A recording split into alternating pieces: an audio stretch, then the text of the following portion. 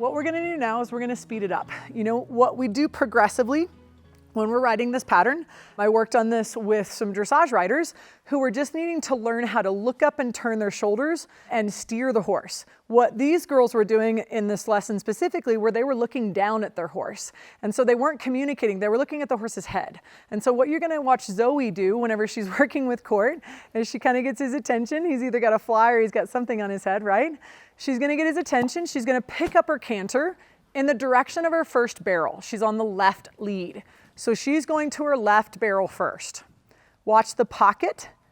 Inside leg is a shape, outside leg is a turning.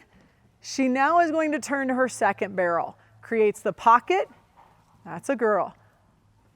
Now Court is working on his correct canter leads, and what you saw Zoe do right there is you saw her switch his canter lead in the direction of the barrel that she's turning. And now when she's on the straightaway, it doesn't matter so much. The horse usually flips to their stronger lead as they come down the middle. Well done, good girl. And so the challenge behind some of the riding that you're gonna notice, and we actually progressed it pretty quickly, you know what you wanna take the time to do is one, just learn the pattern and communicate the steering. Two, we added the trot work after that.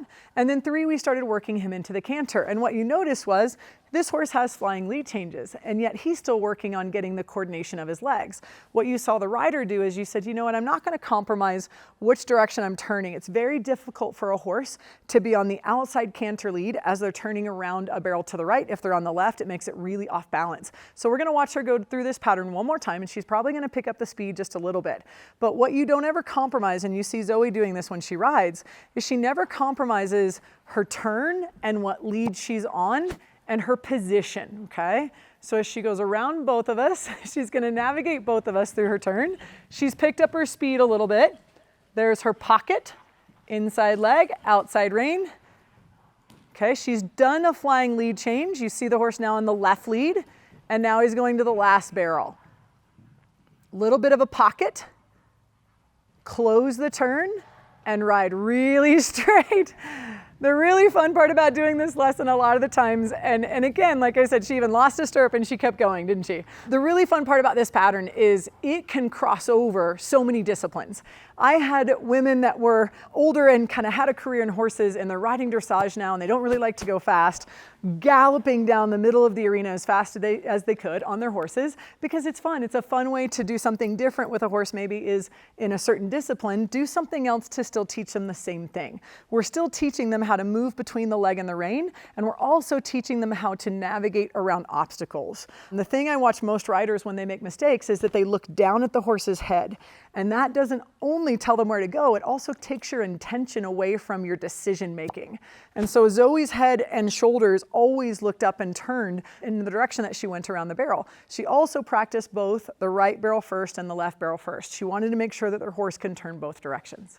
So now what we've done after we've established the foundation of the barrel pattern, she's now picking up her speed quite a bit, okay? So she's still trying to stay pocket and then tight around her turn. And then as she looks at that last barrel, she's gonna increase her speed. He'll probably switch his lead over that last barrel. She might even do a simple change, which is better as a rider. You want him to learn to canter the pattern. Good girl.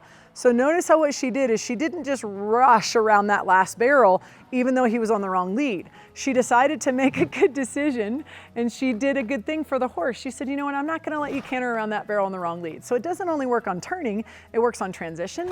It works on being able to make sure that you feel and know that you're on the right lead. It also helps the horse balance.